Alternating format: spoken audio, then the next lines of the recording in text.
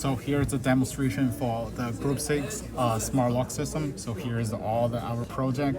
So this is keypad, the ultrasonic sensor, and our ESP, this LCD screen, and the buzzer and LED lights, and our relay with lock. So the ultrasonic could detect the range. So right now I'm so close to the lock system. So right now we will start programming, and the screen will show the welcome. So if we be far away, so the word will disappear, and if we type into the correct password, the lock will open, and if we type into the wrong password, so the alarm will make noise and red LED will turn on.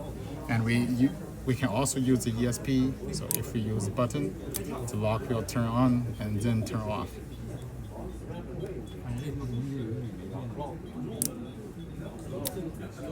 So here's a demonstration for our lock system.